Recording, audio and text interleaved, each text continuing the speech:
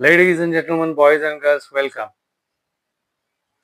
तर मंडळी, IPL 2026 हा जो फड आहे तो आता अखेरच्या टप्प्यात आहे. बघा, गावाकडे जेव्हा आपल्या जत्रा होत असतात तेव्हा जत्रेची जेव्हा सांगता होणार असते, अखेरचे दिवस असतात, तेव्हा शेवटी होणारे जे वगनाट्य असतात ते खूप मनोरंजक असतात. तसेच आता 3 एपिसोड आपल्याला पाहायला मिळणार आहेत. आता 3 जबरदस्त नॉकआउट पंचेस आपल्याला पाहायचे आहेत. त्यातला पहिला आहे आज. आजची राऊंड जी आहे ती एलिमिनेटर आहे. आज राजस्थान आणि हैदराबाद एकमेकांशी भिडणार आहेत. तत्पूर्वी कालचा जो सामना झाला तो सामना गुजरात आणि बेंगलोरमध्ये जो झाला तो चुरशीचा होईल असं वाटलं होतं, पण तसं काही झालं नाही. अगदीच एकतर्फी झाला. बेंगलोरला थोडासा अपर एज होताच, अपर हँड. बेंगलोर जिंकेल असं वाटत होतं, पण एवढं आरामात जिंकले असं नव्हतं वाटलं, पण जिंकले. आता पहिल्यांदा जेव्हा ह्याची फलंदाजी होती बेंगलोरची, तर त्यांनी एकदम धडाकेबाज केली सुरुवात. पॉवर प्ले जेव्हा संपला तेव्हा त्यांचे फक्त एकच गडी बाद होता आणि 75-76 अशा काहीतरी धावा होत्या. 10व्या ओव्हरपर्यंत इव्हन स्टीव्हन होतं. 100च्या आतच धावसंख्या होती यांची. पण पुढच्या 10 ओव्हरला मात्र तुफान बॅटिंग झाली आणि 250 क्रॉस केले बेंगलोरने. आता कालचा सामना खरं पाहायला गेलं ना, तर हे जे हारलेत गुजरात, ते फक्त फिल्डिंगमुळे हारलेत. ग्राउंड फिल्डिंग, कॅचिंग आणि इव्हन कीपिंग ऑल्सो. महत्वाचे झेल सुटले, धावबाद करायच्या संधी घालवल्या. ते जर सगळे घेतले गेले असते तर स्कोअर एवढा दिसला नसता आणि कदाचित सामना चुरशीचा झाला असता. सामना हे जिंकलेच असते किंवा हे जिंकले असते असं नाही, पण सामना चुरशीचा झाला असता. कालचा जो सामना आहे तो नक्कीच लक्षात राहील. पाटीदार पाटीदारचा कालचा जो नॉक होता तो कॅप्टन्स नॉक होता. जवळजवळ 300च्या स्ट्राईक रेटनी त्यांनी 93 धावा काढल्या. त्याचं शतक नाही झालं, पण संघाला त्यांनी एवढ्या सुस्थितीत नेऊन ठेवलं की आता इथून पुढे हारणं केवळ अशक्यच आहे. आणि दुसऱ्यांदा जेव्हा हे फलंदाजीला आले तेव्हा यांच्यासमोर डू ऑर डाय, हाणामारी करणे हा एकच पर्याय होता. त्या दृष्टीने त्यांनी प्रयत्न केले, पण 250 धावा चेस करणं ही काही नेहमी जमणारी गोष्ट नाही. तिथे कमीच पडले ते. पॉवर प्ले मध्ये त्यांचा गेम ओव्हर झाला होता. त्यांचे 5 ओव्हर 50 वगैरे धावा होत्या. तर पहिला सामना काय मजा नाही आली, म्हणजे चुरशीचा नाही झाला. ठीक आहे, पण पाटीदारची सुंदर बॅटिंग आपल्याला पाहायला मिळाली आणि बेंगलोर पुन्हा एकदा अगदी दिमाखात ह्याच्यामध्ये गेले, फायनल मध्ये गेले. त्यांच्या बॅटिंग मध्ये सगळ्यांचा थोडा थोडा हातभार लागलेलाच आहे. कोहली पण चांगला खेळला.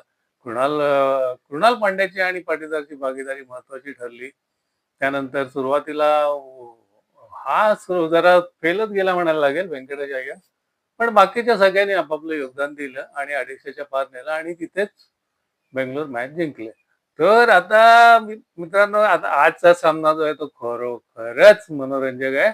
कारण आता जे बघायला मिळणार आहे ना, that is a batting feast. बघा, इकडे वैभव वंडर बॉय जयस्वाल, तिकडे हेड आहे, अभिषेक आहे, ईशान आहे. त्यामुळे नुसते हाणामारी बघायला मिळणार आहे. आता असं होणार आहे ना की हा सामना आहे चंदीगडला. चंदीगडचं नेहमीच हाय स्कोरिंग मॅचेस होतात. इथेही चांगले 2 2.25 250 वगैरे असं काहीतरी बघायला मिळणार. आणि असं वाटतं की चेस करणारे काय काय अंदाज व्यक्त करणं चुकीचंच आहे.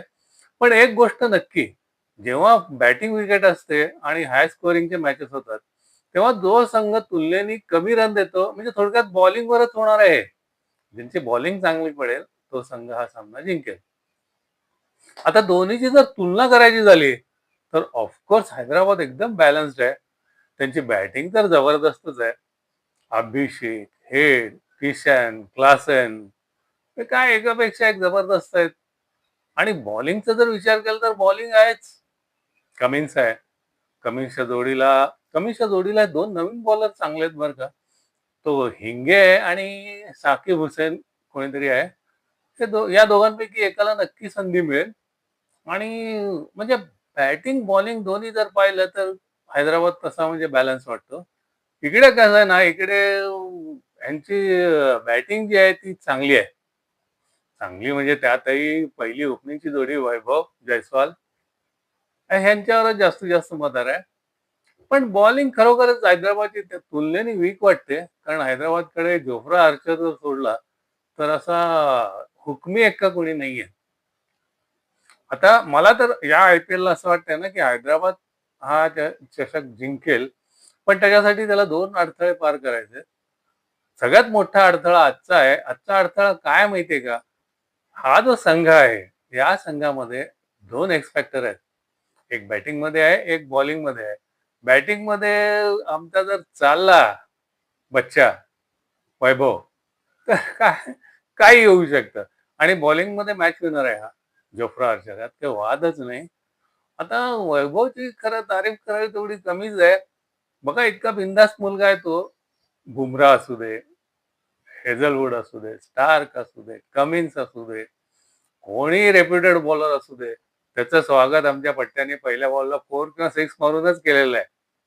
आज आता खरं तर वैभव विरुद्ध हैदराबादच आहे. हैदराबादला महत्वाचा अडथळा पार करायचा आहे तो वैभवचाच. आजचा सामना आहे ह्याला न्यू चंदिगडला आहे. तिथे नेहमीच खूप धावा होतात. आजही असाच आपल्याला धावांचा पाऊस बघायला मिळेल. आज मला वैभवची बॅटिंगची खूप हे आहे म्हणजे होप्स आहेत त्याच्याकडून. जयस्वाल पण चांगला एवढा फॉर्मात नाहीये. पण आता कसं आहे ना, इकडे जयस्वाल आणि वैभव आणि तिकडे अभिषेक आणि हेड नंतर येणारा ईशान किशन क्लासेन म्हणजे बिचारा गोलंदाजांची कत्तलच आहे. कार्नेज म्हणतात ना इंग्लिश कॉमेंटेटर, कार्नेज आहे. बघूया काय काय होतंय. तर मंडळी आता 3 नॉकआउट शिल्लक आहेत. एक नॉकआउट आज आहे, दुसरा जो नॉकआउट आहे तो शुक्रवारी आहे. शुक्रवारी क्वालिफायर 2 आणि रविवारी द ग्रँड फिनाले आहे. फायनलमध्ये बेंगलोर तर ऑलरेडी आलेले आहेत. आता या तिघांमधला कोणीही येऊ शकतो. मुळात असं आहे ना, की क्रिकेट हा गेमच ग्लोरियस अनसर्टनिटीचा आहे. त्याच्यातून T20 हा फॉर्मॅट असा आहे, की काहीही भाकीत करू नये. एखादी ओव्हर, एखादा स्पेल 5-10 मिनिटाच्या ह्याच्यामध्ये सगळे गणितं बदलून जातात. मस्त एन्जॉय करायचं आपण, मजा घ्यायची. आजचा सामना सुद्धा तसाच होईल. बघूया काय होतंय, कोण बाजी मारतंय आणि पुढे सरकतंय. मजा येणार आहे बघायला. तर मित्रांनो, माझे व्हिडिओ तुम्हाला जर आवडत असतील, तर माझं चॅनल सबस्क्राईब करा. माझा व्हिडिओ लाईक करा, शेअर करा. बरं आहे तर भेटूया पुन्हा. बघूया आजच्या मॅचला काय होतंय. See you.